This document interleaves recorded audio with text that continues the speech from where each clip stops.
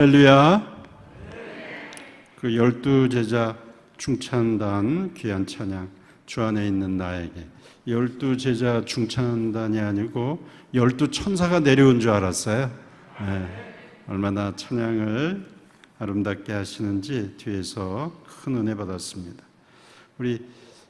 제가 한 5년 전에 2018년 우리 김태현 전도사님한테 확인해 봤더니 2018년에 그 신년 부흥회 때 우리 성도님들을 뵀는데 뭐 기억 안 하셔도 상관없어요. 예, 하나님만 저희는 주님만 기억하면 되는데 우리 김준혜 목사님 또 이렇게 감리사님으로 귀한 그 리더 역할을 하시고 선교제에 가셨는데 또 저를 이렇게 초대해 주셔서 부족한 종을 불러주셔서 몸둘 바를 모르겠습니다. 우리 김태현 전도사님은 지금 감리교 신학대학교에서 대학원 과정에 있는데 얼마나 공부를 잘하는지, 잘생기고 공부도 잘하고 뭐 부족한 게 없어요. 그래서 참 우리 앞으로 감리교의 미래가 밝다, 이렇게 좋은 전도사님이 열심히 수학하고 또 성품도 좋고, 그래서 제가 아주 아끼는 제자 중에 한 명인데 저한테는 수제자입니다. 이렇게 제자가 사회 보는 예배에 제가 또 설교를 하니까 얼마나 또 마음이 든든하고 마음이 대견한지 모르겠습니다. 우리 사랑하는 성도님들, 주님을 2022년 벌써 이제 반이 지나가고 있죠. 제가 서울에서 이렇게 내려오다 보니까 서울하고 이쪽 초월읍이 있는 이곳하고 거리가 그렇게 멀지 않습니다. 이렇게 저쪽 외곽 순환으로 오니까 그렇게 먼 거리가 아닌데 그 논에 이제 이렇게 모들이 심어져 있고 또 이때 제일 중요한 게 또 비도 중요하지만 태양도 중요하죠. 저는 그 강원도 철원에서 자랐기 때문에 요맘때 되면은 이제 농번기라 그래가지고 이제 학교 갔다 오면 아버님께서 농사를 지셨거든요. 그래서 우리 논에 가자, 밭에 가자. 그러면 어떻게 하면 아버지 눈 피해서 친구들하고 놀까, 그런 생각도 납니다. 뭐 저한테 큰 어려운 일을 시키신 건 아니고 요 이렇게 봄과 여름 넘어가는 사이에 모를 심어야 되잖아요. 지금 보면은 그 논에 모들이 쫙 심어져 있는데 그 모를 심기 전에 이제 모종이 필요하겠죠. 그래가지고 이제 그 아버님이 하시던 그 기억이 나는데 그 벽실을 큰 그 플라스틱 통에다가 다 집어넣고 거기다가 소금물을 풀어가지고 벽실을 깨끗이 소독하신 다음에 그거를 이렇게 그 모종 밭이 되는 논에다가 한쪽에다 이렇게 벽실을 뿌려두면 거기에서 이렇게 모들이 쫙 이렇게 올라오면 그게 어느 정도 키가 요 정도 되면은 이제 그거를 묶어가지고 논에다가 이제 옮겨 심는 거죠. 그런데 분명히 벽시만 있었는데 거기 뭐 벽시 말고 뭐가 있겠어요? 그 모종이 될. 그런데 거기에 반드시 뭐가 끼어 들어오냐면 어느 때 누가 갖다 뿌려놨는지 가라지. 한국말로 하면 피죠. 성경에도 보면 가라지가 있잖아요. 가라지가 같이 자라요. 그래서 이 벽시가 커서 이 정도 큰 이제 이 모종을 갖다 심기 전에 아버지가 저한테 뭘 이렇게 시키셨냐면은 가라지를 이제 빼내는 거예요. 솎아내는 거예요. 만약에 가라지가 같이 바깥에 가가지고 심어지게 되면 나중에 벼가 이만큼 자랐을 때 가라지가 벼의 영양분을 다 빨아먹어가지고 벼는 아주 쭈그렁이가 되고요. 피가 그냥 키가 어마어마하게 커집니다. 그걸 어렸을 때에 솎아내야 되는 거예요. 근데 참 이게 까다로운 게 뭐냐면 키도 똑같고 생긴 것도 똑같고 그 다음에 색깔도 똑같아요. 이거를 이렇게 사람의 눈으로 보면 어떤 게 벼인지 어떤 게 가라지인지 이 피인지 구분을 안 돼요. 저 같은 어린이에게도. 근데 아버지께서 저한테 비결을 하나 가르쳐 주셨어요. 그게 뭐냐면 학교 갔다 오면 한 2, 3시 되거든요. 그러면 피 뽑으러 가자 그러세요. 그래가지고 이제 아버지 따라서 이제 이렇게 모판에 가서 이렇게 앉아 있는 거예요. 그러면서 뭘 가르쳐 주셨냐면 오후 2, 3시쯤 되면 바람이 산들산들 불어요. 봄하고 여름 사이에. 그럼 살짝 머리에 흐르는 땀이 이렇게 바람이 스치면은 약간 시원해지는. 바람이 산들 하고 불 때 이 벼는 조그마지만 끝을 흔들지 않아요. 아주 똑바로 서 있어요. 근데 바람이 산들 불 때 그때 이파리 끝을 산들하고 흔드는 게 그게 피예요. 그래가지고 이렇게 보고 있다가 바람이 산들 불 때 이파리 끝을 살랑살랑 흔들면 그것만 뽑아내면 되는 거예요. 별로 어렵진 않아요. 근데 제가 어렸을 적에 그걸 이렇게 뽑으면서 그런 생각이 들었어요. 참 신기하다. 그때 제가 초등학교 교회학교 다닐 때잖아요. 그러면서 누구를 떠올렸냐 하면 하나님을 떠올리게 됐어요. 똑같이 생겼는데 어떤 거는 바람이 불어도 흔들리지 않고 끝까지 똑바로 서 있는 게 있는가 하면 바람 불 때마다 이렇게 흔들 저렇게 흔들 신앙이 이런 게 아닐까? 그런 생각을 어렸을 적에 제가 해본 적이 있어요. 사랑하는 우리 에덴교회 성도님들, 저도 인간이니까 세상에서 바람 불면 때때로 마음이 이게 피곤하기도 하고 또 절망 가운데 있기도 하고 전쟁이 일어나고 저 우크라이나의 그런 거 보면은 마음이 막 괴롭고 또 그런가요? 이 세상 일어나는 일들 보면 기쁜 일도 있지만은 어려운 일도 많잖아요. 우리 성도님들 가정에도 보면은 주님께 영광 돌리고 하나님께 감사할 일도 많지만 어떤 때는 또 이렇게 부담스러운 일도 있고 또 고통스러운 일도 있고. 근데 중요한 건 어떤 일이 벌어지든지 간에 우리는 하나님만 향해서 흔들림이 없는 믿음을 끝까지 믿음으로 나아가시는 성도님들이 되시기를 주님의 이름으로 축원합니다. 흔들리시면 안 돼요. 그럼 뽑히는 거예요. 나중에 주님께서 추수하실 때 곡식과 알곡과 쭉정이를 구분하시잖아요. 그러니까 이 어려서부터 이 벼도 자라는 거 보니까 바람이 불든 말든 끝까지 저 하늘에 있는 태양만 바라보고 나아가는 그 어린 벼의 모습을 보면서 나도 이렇게 끝까지 하나님을 믿고 살아가야 되는데. 시골 얘기 나왔으니까 한 말씀 더 드릴게요. 이제 이렇게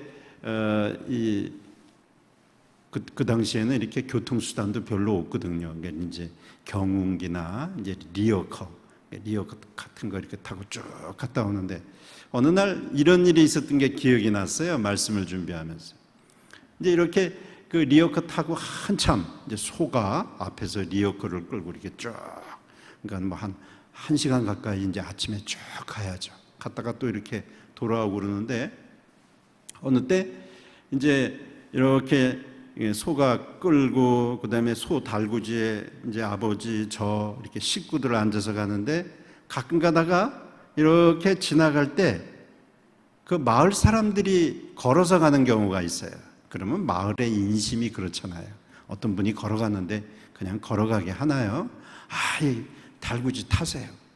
근데 사실 이 사람이 앉고 비좁은데 이렇게 달구지 타면서 가는데 올라와 타세요. 그것도 이렇게 인심이긴 하지만 그것도 사실 이렇게 배려하는 마음이 필요한 거거든요. 근데 어느 날 그런 말씀 하던 게 기억나요.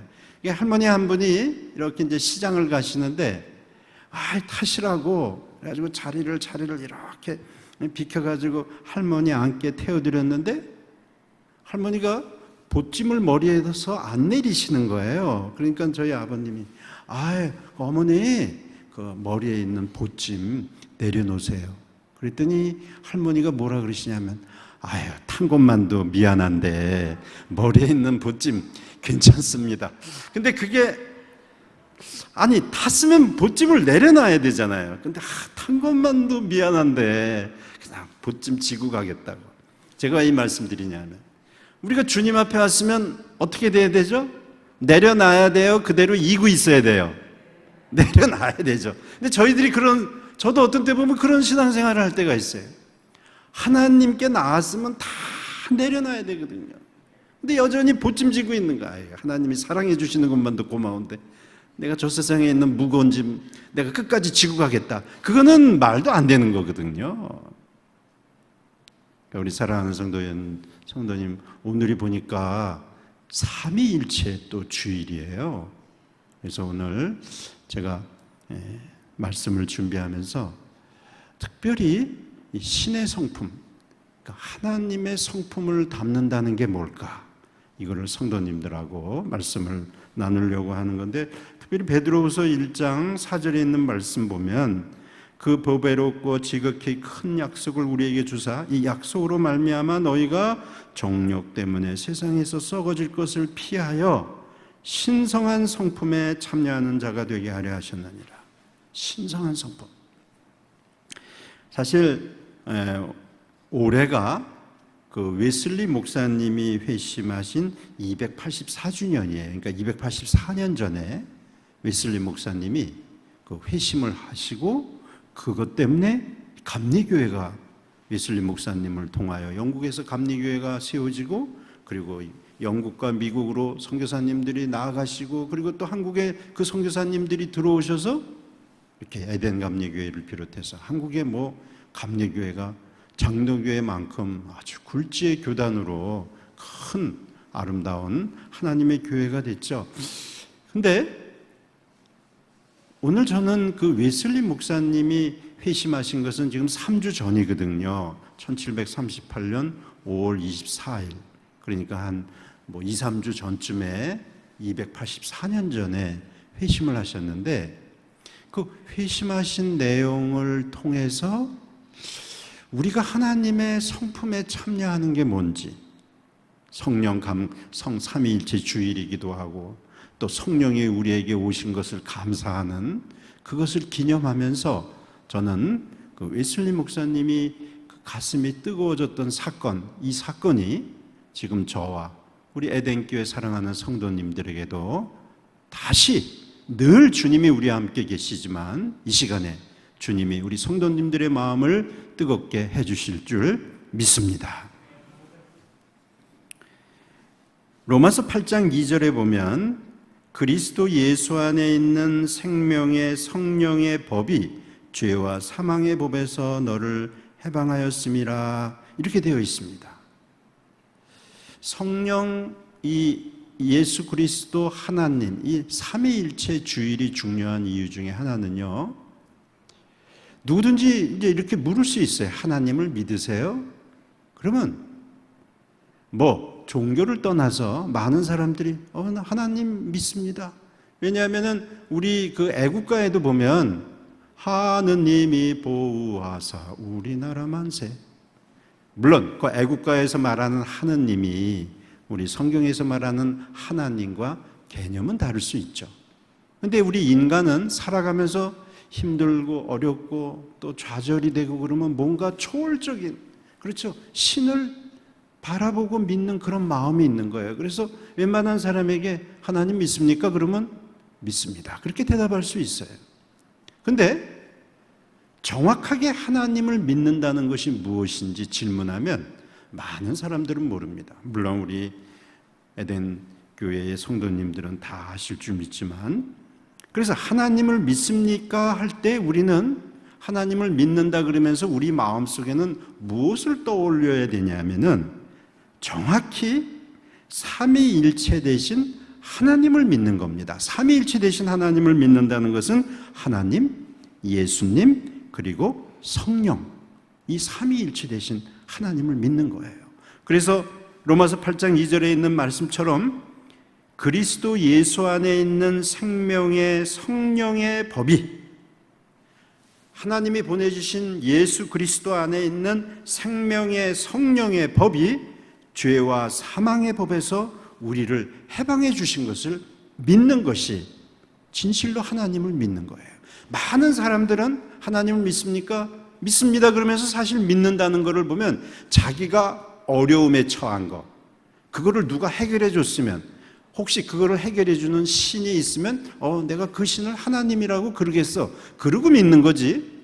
죄와 사망의 법에서 성령을 통하여 우리에게 확증해 주시는 예수 그리스도를 믿습니까? 그건 대부분 사람들이 아니거든요. 심지어는 이 땅에 오신 예수 그리스도는 우리가 하나님을 아버지로 부르게 해주셨어요. 그래서 주기도문에도 나와 있는 말씀입니다만, 마태복음 6장 9절에 보면 너희는 이렇게 기도하라. 하늘에 계신 우리 아버지여, 이름이 거룩히 여김을 받으시오며. 그러니까 이 땅에 오신 하나님이신 예수님도 저희 보러 기도할 때 구체적으로 하나님을 아버지로 부르게 하셨어요. 저 따라 한번 해보실까요? 아버지. 혹시 하나님 아저씨 되는 분은 없죠? 하나님은 아저씨가 아닙니다. 삼촌이 아닙니다. 세상 사람이 부르는 것처럼 좋은 분, 그렇지 않아요. 하나님은 우리를 창조하신 분이세요. 그래서 우리 예수님도 주기도문을 통해서 우리가 부르는 하나님은 우리의 아버지가 되고, 심지어는 로마서 8장 15절에 보면은 너희는 다시 무소하는 종의 영을 받지 아니하고 양자의 영을 받았으므로, 자녀의 영을 받았으므로 우리가 아빠 아버지라고 부르짖느니라. 저 따라 한번 해보실까요? 아빠. 네, 이게 저희가 믿는 삼위일체 하나님이에요. 그냥 막연히 누가 나를 도와줘? 아무 신이라도 나를 좀 도와줬으면 좋겠어? 아닙니다. 그리스도 생명의 성령의 법, 그 법으로 우리를 창조하신 하나님을 아버지라고 부를 수 있는 거예요. 아까 말씀드렸듯이 올해가 웨슬리 목사님의 회심 284주년인데 이분이 1738년에 미국에 계시다가 영국으로 돌아오셨어요. 이분은 영국 분이거든요. 이 감리교회 창시자는. 그런데 1738년에 이분이 돌아오실 때 미국에 무슨 신분으로 갔었냐 하면은 선교사님의 신분으로 가셨어요. 그래서 그 미국에서 많은 사람들을 전도하고 열심히 그 복음을 전하기 위해서 애썼는데, 이분이 1738년 1월에 미국에서 선교사 생활을 정리하고 영국으로 돌아오실 때 뜻밖의 이분의 일기에 보면 이렇게 기록되어 있어요. 나는 죽음의 절박한 상태에 놓여 절망과 불안에 휩싸여 있었습니다. 참 이상하잖아요. 이분은 목사님이시거든요. 그 다음에 어려서부터 신앙 훈련을 얼마나 열심히 받으셨는지요. 저희 감리교를 메소디스트라 그러거든요. 이 메소드라고 하는 것은 방법, 규칙, 그런 의미거든요. 이분이 얼마나 신앙생활을 아주 열심히 했는지 많은 사람들이 저 메소디스트, 저 규칙주의자, 예배드리고 기도하고 말씀 보고 성경, 그 다음에 헌금, 구제사업 나가서 선교하고 금식하고, 그 어떤 것도 같은 신앙인의 눈으로 볼 때 부족함이 없는, 완벽하다고 할 정도로. 그래서 붙여준 이름이 저 규칙주의자. 그냥 이 웨슬리 목사님이 지나가는 시간 딱 보면 바로 어제 그 시간이에요. 왜? 어딘가 성경 공부하러 가시든지 어딘가 선교하러 가시든지. 그래서 메소디스트라고 불려진 이름이 바로 감리교의 이름인 거예요. 그런데 이분이 어려서부터 그렇게 오랫동안 부모님의 그 아빠, 엄마를 통해서 신앙훈련을 받고 영국의 최고의 대학인 옥스퍼드 대학을 졸업하고 그리고 미국에 선교사로 다녀오셨는데 안수까지 받으시고 선교사 생활까지 하신 분이 1738년 일기에 보면은 나는 죽음의 절박한 상태에 놓여서 절망과 불안에 휩싸여 있었습니다. 이게 뭔가 좀 앞뒤가 안 맞잖아요. 목사님이 뭐 때문에 이 절망과 불안에 절박한 상태에 쌓여 있었을까요? 그 웨슬리 목사님의 일기에는 그 원인을 이렇게 설명하고 있어요. 나는 지난 몇 년 동안 미국의 사바나에 가서 선교 생활을 했지만 다 헛수고였다. 나는 모든 믿는 자에게 구원을 주시는 예수 그리스도에 대해서는 무관심하면서 내 자신의 의의를 세우는데 급급하였다. 뜻밖에도 이렇게 웨슬리 목사님의 일기에 왜 자기가 절망과 불안에 쌓여 있었는지 적는 거예요. 그러면서 이분이 이렇게 얘기해요. 웨슬리 목사님의 일기 1738년의 일기의 한 내용에 보면 나에게 있어서 믿음이란 하나님에 대한 믿음이지 그리스도 안에서 또는 그리스도를 통한 믿음을 의미하지 않았습니다. 아주 이상한 말씀을 하시는 거예요. 그러니까 자기가 하나님에 대한 믿음은 있었는데 예수 그리스도의 보혈을 통한 믿음은 없었다는 거예요. 그래서 내가 선교사로 목사로 옥스퍼드 대학 나왔는데 이러면서 뭐 열심히 하는데 기쁨이 없는 거예요. 그래서 그냥 막연하게 하나님에 대한 믿음은 있었지만 나를 위해서 십자가에 달려 죽으시고 그리고 나를 위해서 모든 죄를 사하여 주시고 나를 위해서 부활하시고 나를 위해서 지금 천국을 예비하신 예수님에 대한 확실한 믿음이 없었다고 솔직히 고백하고 있는 거예요. 목사님이. 저도 마찬가지입니다. 목사 안수 오래전에 받았고 신학대학에서 학생들을 가르친다고 그거 가지고 하나님 앞에 믿음이라고 할 수 있는 게 아니죠. 제자 훈련 아무리 많이 받고 선교지를 아무리 많이 다니고 아무리 하나님 앞에 무슨 공헌을 했다 할지라도 그것을 가지고 구원받는 게 아니거든요. 구원이라는 것은 오로지 예수 그리스도의 보혈의 공로, 나의 의가 아니라 오로지 예수님만이 나의 참된 믿음의 구원의 조건이라는 것을 웨슬리 목사님이 바로 1738년에 284년 전에 그를 깨달은 것이 바로 웨슬리 목사님의 회심에 일어나는 사건이었던 거예요. 그래서 이분이 마음속에 이제 내가 그동안 믿음 생활 열심히 한다 그랬는데 하나님에 대한 믿음이지, 이분의 일기에 이렇게 나와 있는 거거든요. 내게 믿음이란 그동안 하나님에 대한 믿음이지 그리스도를 통한 믿음이 아니었구나. 그러다가 바로 5월 24일이 이분이 회심하신 당일이거든요. 그 새벽 5시에 웨슬리 목사님이 성경을 펴서 이제 구원은 내 행위가 아니라 오직 예수 그리스도가 흘리신 보혈만 의지하는 것이라는 것을 아침에 말씀을 펴서 읽다가 새벽 5시에 읽은 것이 바로 오늘 베드로 후서 1장 4절에 있는 말씀이에요.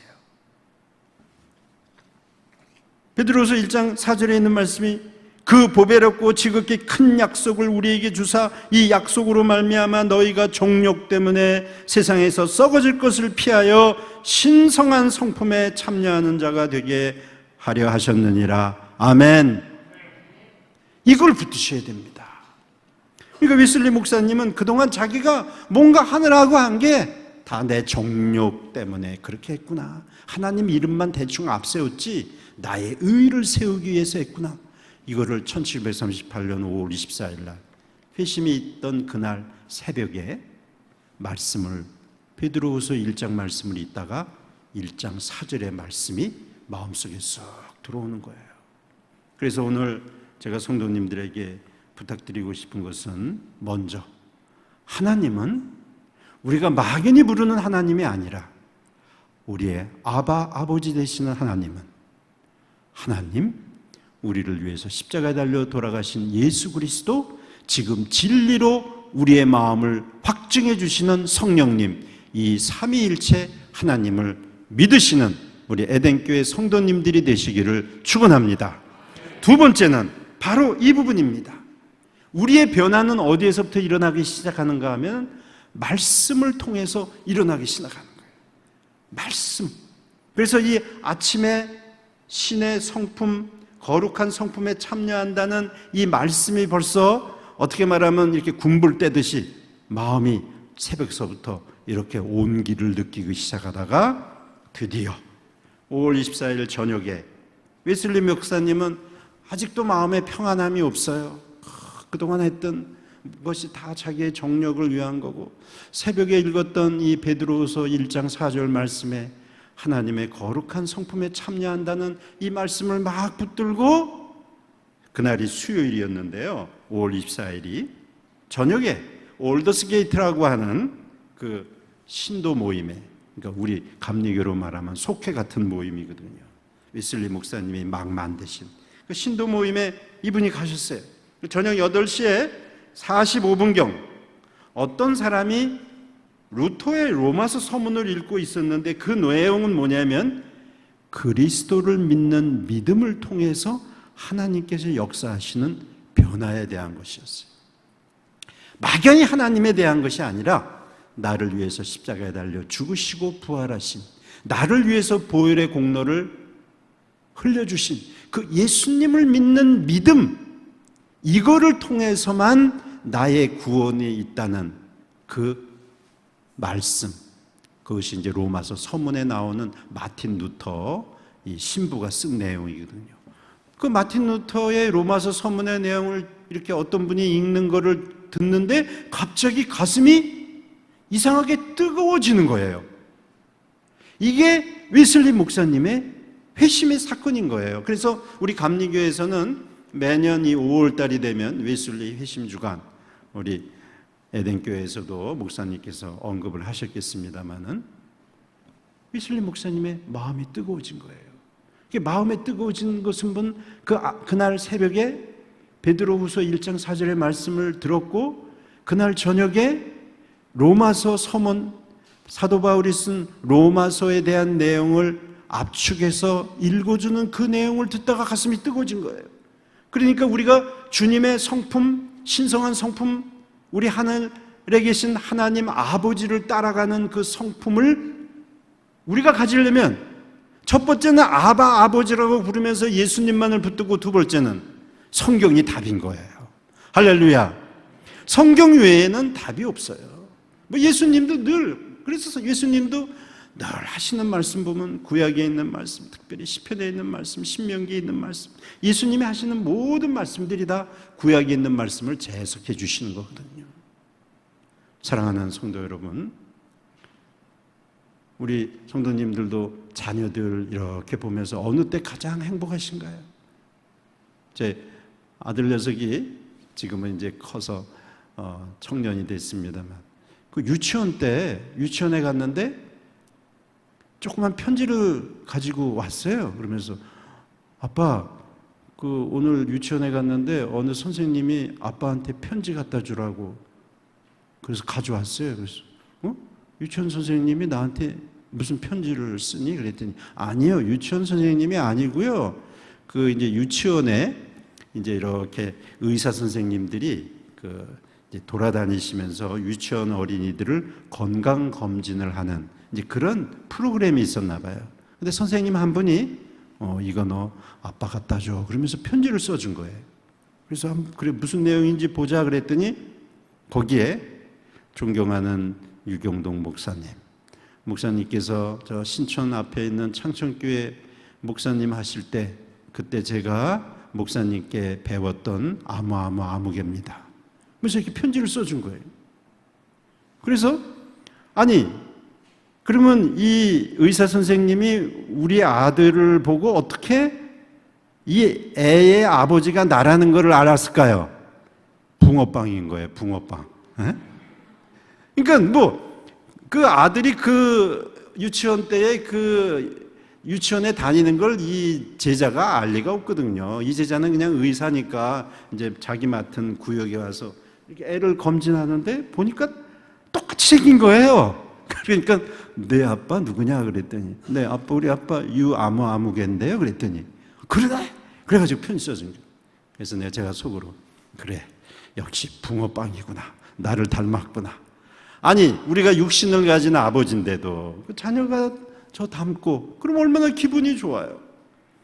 하나님도 그런 마음이시거든요. 우리가 하나님의 형상대로 지음을 받았으면 우리도 뭔가 하나님을 더 닮아가는 구석이 있어야 되는데 그게 바로 오늘 웨슬리 목사님이 1738년에 새벽에 읽었던 거룩한 성품, 예수님을 붙들고 말씀을 더 가까이 가는 거죠. 말씀을 통해서 가슴이 뜨거워지는 거죠. 말씀을 통해서 하나님의 살아계심을 믿고 나아가는 거죠. 성도님, 이 세상에 우리를 따뜻하게 하고 흥분하게 하는 거 많이 있을 줄 압니다. 즐거운 것도 많이 있고 좋은 것도 많이 있어요. 그거 가지고 우리의 가슴이 뜨거워지면 안 됩니다. 우리는 오로지 하나님의 말씀으로만 마음이 뜨거워질 줄 믿습니다. 우리의 마음이 뜨거워지는 것은 하나님과 이렇게 막 작용이 일어나기 시작하는 거거든요. 1738년 5월 24일에 웨슬리 목사님은 이 가슴이 뜨거워진 이 사건을 놓고 이렇게 일기에 쓰고 계십니다. 나는 이제 화평과 죄에 대한 승리는 우리 구원의 대장 되시는, 캡틴 되시는 주님을 믿는 믿음에 있어서 이제 절대적임을 배웠습니다. 우리 예수님은 우리의 대장이십니다. 할렐루야. 주님이 하신 말씀을 붙들고 이제 나아가는 거예요. 우리에겐 뭐 다른 게 답이 아닙니다. 웨슬리 목사님 신학을 전공하셨고요. 옥스포드 나오시고 목사님, 목사님의 자녀로서 그거 다 소용없어요. 그동안 배웠던 거.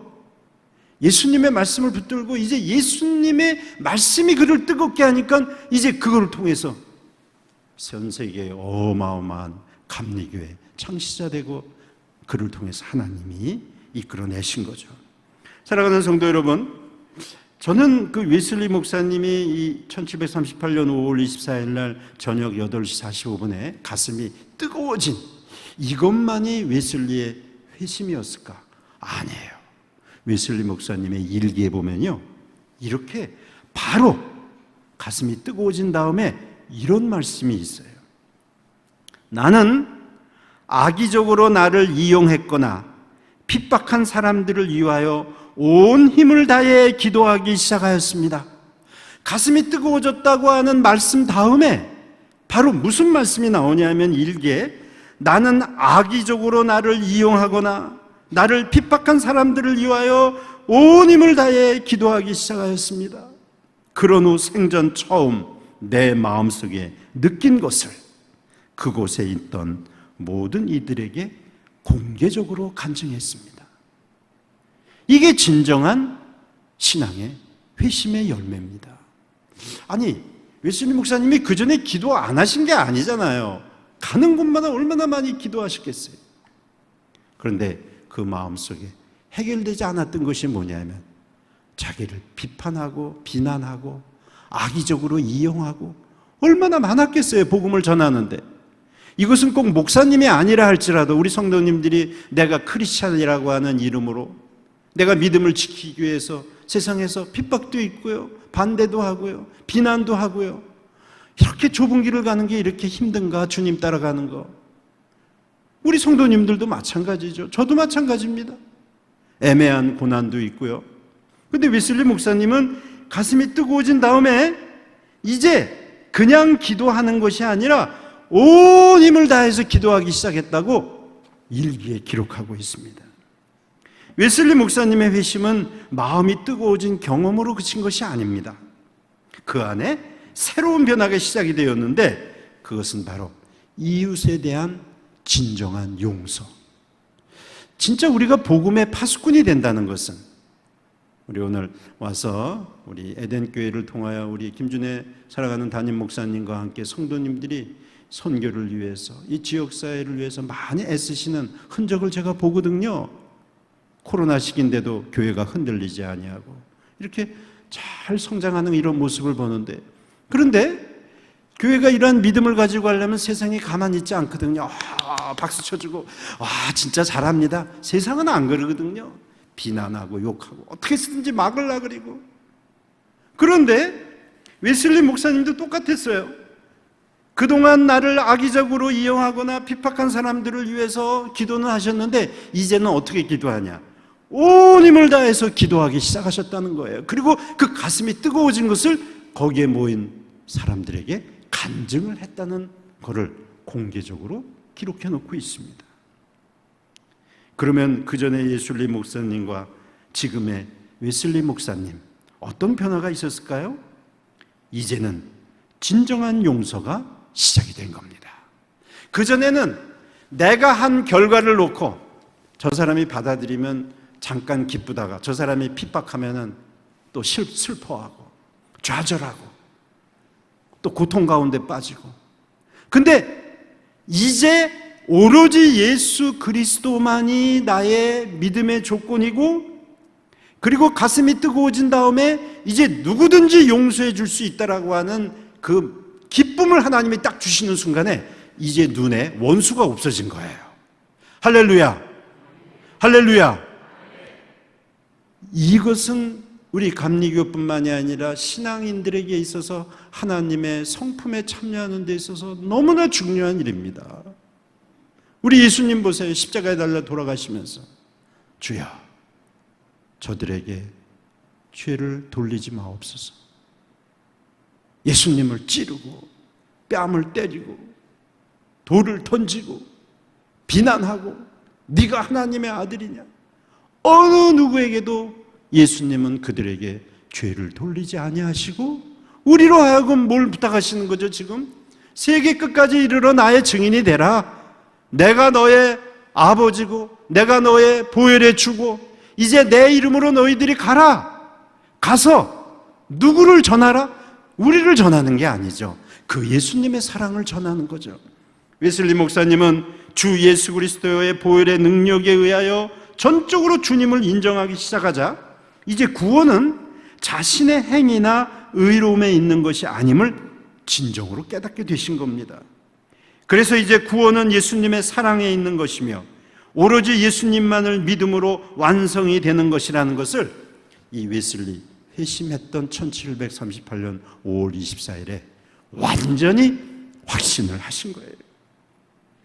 회심이 있기 전에는 자신의 공로로 구원을 받을 수 있다고 착각하고, 회심이 있기 전에는 자기가 복음을 전해서 잘 되면 흡족하고, 핍박이 있으면 또 실망하고, 더 이상 이제 이 사건 이후로 웨슬리 목사님에게는 세상의 어떤 것도 그를 흔들어 놓을 수가 없었던 거죠.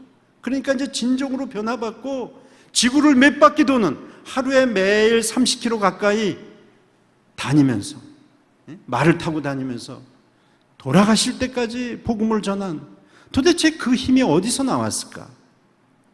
바로 예수 그리스도께서 자신의 진정한 구원의 조건이며 그분의 사랑만이 이 세상을 변화시킬 수 있다라고 하는 확신에 들어갔기 때문입니다. 웨슬리 목사님의 산상설교 마태복음 7장 1절로부터 12절에 대한 웨슬리 목사님의 한 150편 설교를 남기셨는데요, 그 중에 산상설교 하나의 내용에 이런 게 있어요. 우리가 세상에서 열심히 믿음 생활을 하는데 잘 개선이 안 돼요. 어떤 사람을 놓고 기도하는데 변화가 없어요. 무엇을 놓고 그냥 열심히 하는데 여전히 핍박하고 괴롭고 흔들려요.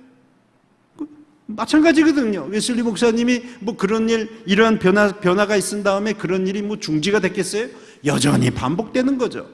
근데 웨슬리 목사님이 설교에 이런 말씀을 남기셨어요. 그런데 만일 아무런 효과도 거두지 못하면 하나의 개선 방법이 있는데, 최후에 남은 개선 방법이 있는데 그것은 기도이다. 기도이다. 할렐루야. 그래서요, 이 말씀을 보면 오늘 삼위일체 되시는 우리 하나님을 섬기면서 높이면서 역시 성경에 나와 있는, 그리고 우리 감리교회 창시자인 웨슬리, 더군다나 우리의 구세주가 되시는 예수님의 하신 말씀을 다 종합해 보면 그 많은 말씀 가운데 또 추리면 남는 건 역시 세 개구나. 우리의 하나님은 우리의 아버지시고 나를 구원하신 예수님이며 그분이 하신 말씀만을 붙들어야 되며, 그리고 때때로 개선도 안 되고 변화되는 거 없어도 우리가 끝까지 나아가는 거 하나, 마지막 남은 수단이 있는데 그것은 기도입니다. 할렐루야. 말씀과 기도 외에는 우리가 세상을 이길 수가 없어요. 우리의 공로로 되는 것도 아니고 우리의 지식으로 되는 것도 아니고요, 돈으로 되는 것도 아니고 건강으로 되는 게 아니에요. 주님이 우리에게 부탁하신 그 말씀, 그리고 마지막까지. 좋아, 끝나지 않았어. 이제 기도는 연장전이야. 이제 기도로 나는 세상을 이길 거야. 제자들이 예수님께 와서 주님, 왜 주님은 많은 사람들을 마귀도 쫓고 귀신도 쫓아내고 병든 자도 고치고 그렇게 많은 이적을 행하시는데 왜 우리는 안 되나요? 예수님이 그러시잖아요. 기도 외에는 그런 능력이 나타날 수가 없다. 아니, 주님이 가르쳐 주셨는데 왜 우리는 그 방법을 못 쓰는 거죠? 말씀과 기도 외에는 우리에게 방법이 없습니다. 우리의 기도가 중지되면 하나님의 사역은 더 이상 나에게서 일어나지 않아요. 그러나 아무리 지금 눈앞에 보이는 것이 없어도 기도의 줄을 붙들고 있으면 이 기도는 곧 이루어질 줄 믿습니다. 오늘 아침에 우리가 드린 기도는 내일, 모레 아니면 곧 일어날 하나님이 우리에게 주시는 사인인 줄 믿습니다. 그러니까 기도 붙들고 있으시는 거예요. 당장 눈앞에 어떤 일이 안 됐다고 절망하실 필요 없어요. 내 입에서 지금 기도가 나가면 자녀를 위해서, 남편을 위해서, 아내를 위해서, 병든 이들을 위해서, 교회를 위해서, 심지어는 저 우크라이나에 고통당하는 저 사람들을 위해서도 우리가 기도하면 하나님은 반드시 평화를 이루어 주실 거고, 우리의 가정을 치유하실 거고, 자녀들을 돌보아 주실 거고, 생업을 일으켜 주실 거고, 우리를 통하여 하나님은 이 에덴교회에 모인 모든 사랑하는 성도님들을 통하여 우리의 캡틴이 되어주실 줄 믿습니다. 부족한 제가 오늘 성도님들에게 오로지 우리의 길 되신 예수님, 그분이 하신 말씀, 그리고 아무리 해도 안 된다 할지라도 포기하지 아니하고 끝까지 남을 때 마지막 개선의 방법이 있는데 그것은 기도다 라고 간증했던 웨슬리처럼 예수님으로 말미암아 구원받은 우리 모두, 우리 에덴교회 모든 성도님들, 저 자녀들, 이 자리에 참여하지 못하고 또 유튜브로 예배드리는 우리 성도님들 가정들, 주님의 성품, 하나님의 성품을 닮은 자녀들이 돼서 영생에 이르도록 우리 하나님과 함께 언제나 즐거워하고 기뻐하며 살아가기를 소망하며 주님의 이름으로 축원합니다. 기도드리겠습니다. 거룩하신 하나님, 성삼위일체 거룩한 주일을 통하여 우리가 붙들 것은 내가 아니요 오로지 주님만이요, 우리가 의지할 것은 하나님이 주시는 말씀만이며, 아무리 우리 앞에 험산줄령 많은 장애들이 있다 할지라도 이것을 뚫고 나갈 것은 기도임을 우리에게 이 시간 알려주셨사오니 이 신앙으로 한 사람도 탈락하지 아니하고 끝까지 승리하는 우리 귀한 성도님들 되도록 주여 도와주시옵소서. 축복하며 예수님의 이름으로 기도드렸습니다. 아멘.